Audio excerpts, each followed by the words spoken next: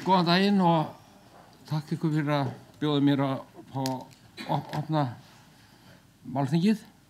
Heyrið vel, ekki? Jú, flott. Hérna, já, það er frábært að geta staðið hér og fengið að segja nokkur orð. Hérna, eins og framkom, þá er í dag, það er svona útgáfudagur á nýrri skáldsögu. Hún er Hundadagar og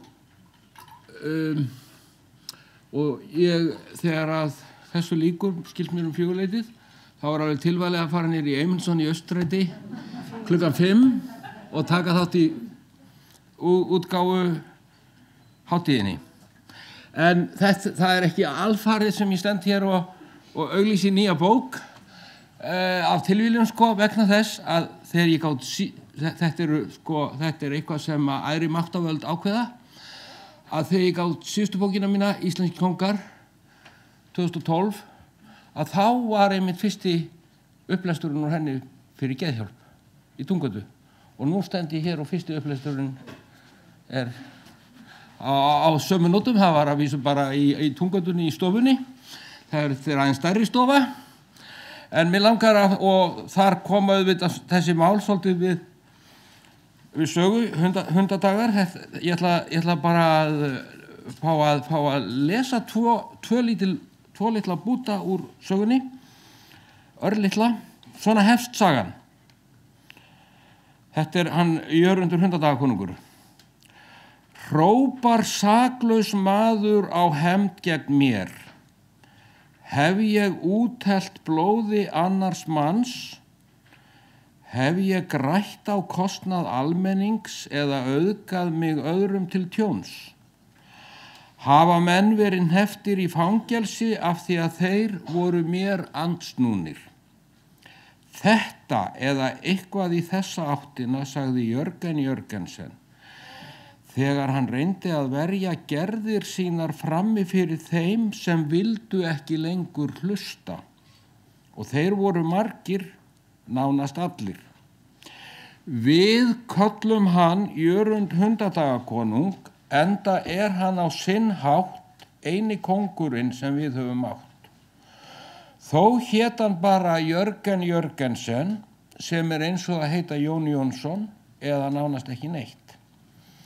Jörgen var fæddur í Kaupmannahöfn þann 29. mars árið 1780 á dögum Kristjáns VII sem skrifaðist á við Voltaire en gekk ekki heill til skógar.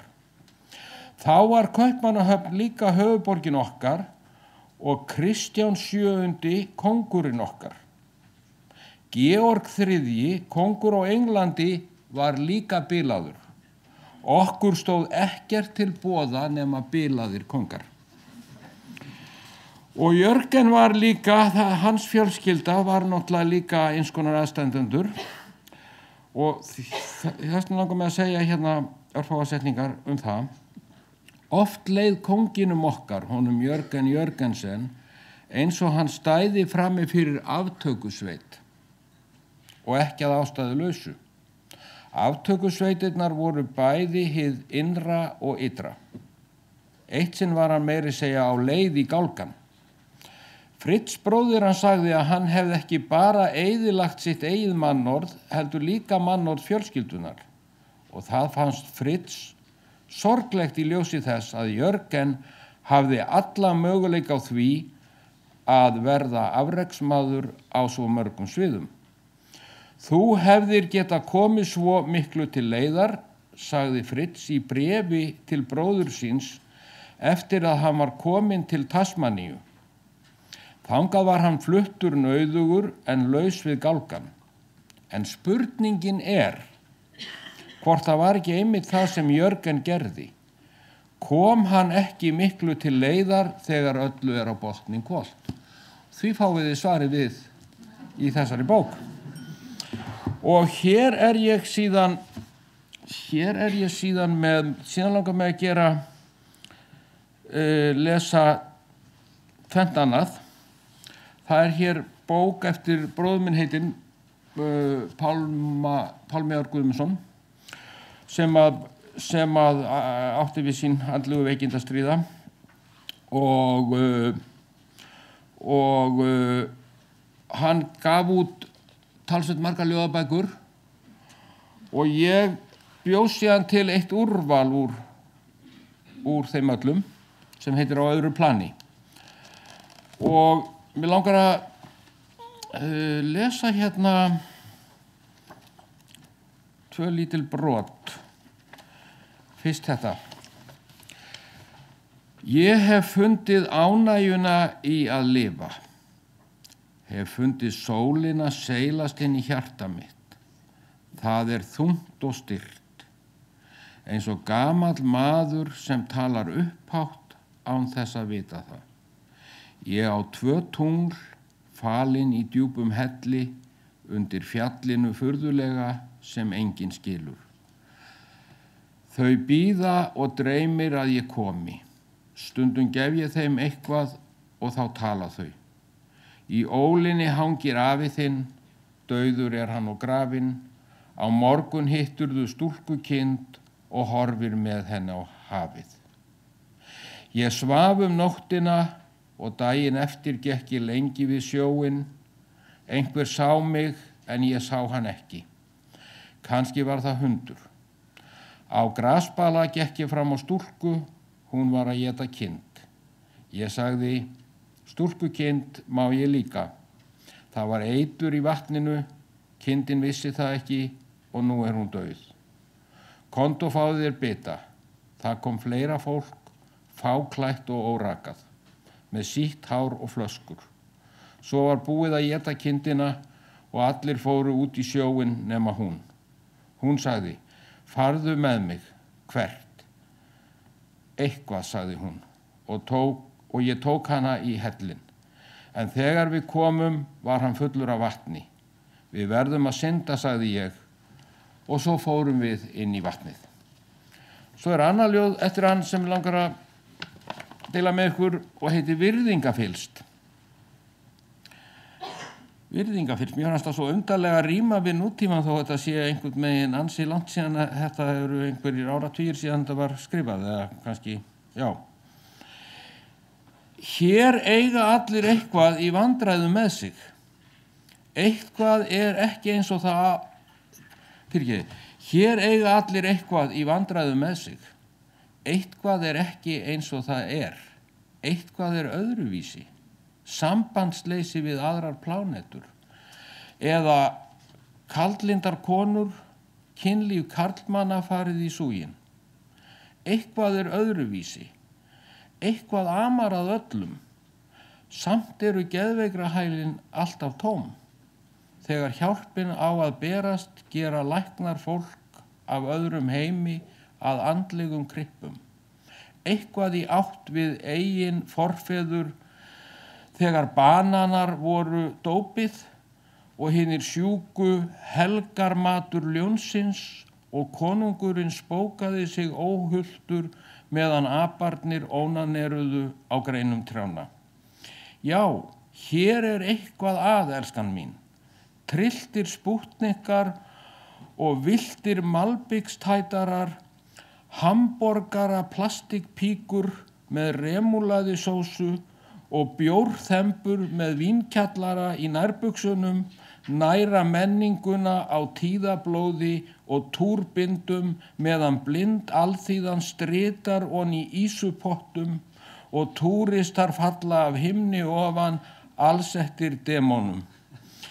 Dagurinn líður við hamagang trimbla sem hafa fyrir löngu tapað kikkinu og sitja klikkaðir á heróinsbrautum við blóðrauð trommusettin á bylgjum ljósvakans. Enginn guðdómur og sjálfsagt flestir englar í vítislogum sólarlagsins syngja. Einn hann heilagur, halleluja, hermenn brytja niður börn á diska, hæstráðandi presidenta og alltaf verður þetta meira spennandi með hverjum degi sem líður úr okkur lífsþreytan, því fótboltarnir ganga manna á milli, milljónir æpa á brauð, en grjótkastið byrjar ekki fyrr en miskunnsamur Guð hefur komið sér vel fyrir aftan rautt sólarlagið við sökkvum til botns og komum út hinum megin við eilífðina. Þannig var það. Og svo vil ég fá að ljúka þessu á minningaljóði um bróður minn, eins konar minningaljóði. Þetta ljóð var að mörgu leyti svona hluti af því var að mörgu leyti svona upphafið af englunum. Svona einhvers konar poetist upphaf, get ég sagt, sko. Þó að sumt af þessu komi fyrir í seinni köflum bókarinnar. Þegar fjöllin fara úr hvítu sloppunum, fá fuglarnir að vera lengur í heimsókn. Læknirinn tekur myrkrið og hellir því í bolla, hverfur svo inn í skammdegið á skrifstofunni. Þarf vindurinn að sýna skilríki við dyrnar. Við hleypum blámanum inn og tölum við trén.